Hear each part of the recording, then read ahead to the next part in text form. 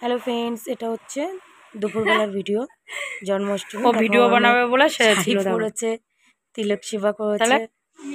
তা বলছে তুমি ভিডিও তুলো না মাম্মা। এমনি বলছে তাই কি হয়েছে, তুমি সেরেছো তাই তুলেছি, তাই কি অসুবিধা। বগর বগর করতে আরে ওইটা আগে খোল, তারপরে ও একটু গান শুনবে, এইটা আগে সেট করবো ওখানে, তারপর না ওইটা লাগাবি। ইয়ে করছে। আমি পারবো না ধরতে। আমার মোটামুটি রান্না এই যে বান্না আমার হয়ে এখনো গেছে, প্রচুর ঠাকুরের কাজ। এই যে ভোগ দেখো হয়ে গেছে। সেই সকাল এখন 8টার হচ্ছে থেকে এখন দেখো কটা বাজে দেখো, বিকেল 4টে 6টা বাজে। আর আমার 6টা মুখটা বাজতে আমি গেছে। দেখাতে পাচ্ছি না। যাই হোক, এই যে এবার এখনো হচ্ছে এই আমি যে এগুলো বাসন কটা মাজবো, আছে, বাসন পরিষ্কার কটা করবো, মেজে নেবো, তারপরে ঠাকুর ঘরে ঢুকবো। নিয়ে তারপরে মুখ হাত পা ধুয়ে এই সব শাড়ি পরিষ্কার টাড়ি কিছু ঝরিষ্কার একটা সব হয়তো করা পরতে হয়ে হয়, গেছে। সেটা পরবো। আর এই যে মানে কষ্ট হচ্ছিল খুবই, তাই এসে একটুখানি শুয়েছি। তা মানুরে বললাম তুই শাড়ি পরেছিস পর, বোনকেও একটু সাজিয়ে দে, ছোটো মেয়েও ড্রেস পরছে। আমি এই ফাঁকে একটু সত্যি কথা বসে নিলাম, মানে ভালো লাগছিল না, নাকে প্রচণ্ড যন্ত্রণা করছিলো যেমন আমার।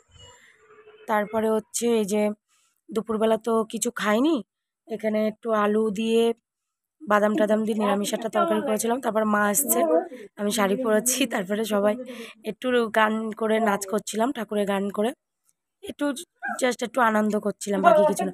দেখো আমি কত মোটা হয়ে গেছি, জানি না কেমন লাগছে আমাকে, পাগলের মতন শাড়িটা গুজে নিয়েছি, বিশ্রী লাগছে।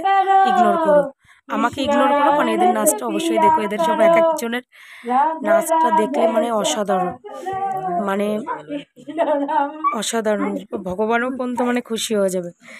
তারপরে হচ্ছে আমার শ্বশুর আসলো, মন্দির থেকে প্রসাদ নিয়ে এসেছিলো, সেগুলো ওরা সব একটু একটু করে খেয়েছে। আমার শ্বশুরকেও ঘরের থেকে একটু প্রসাদ দিয়েছি। আর এই যে আমারও একটা বাবু দিল নাড়ু, মানে তালের বড়া খেলাম। আর হচ্ছে এই যে সব, এই যে দেখো দেখো আমার মা দেখো, ঠিক আছে, এই যে সব আনন্দ করছে, এ করছে, হাসি মজা। আর ভয়েসগুলো মুভ করেছি কেন, এমন এমন কথাবার্তা, মানে তোমরাও ভয় পেয়ে যাবে। তারপর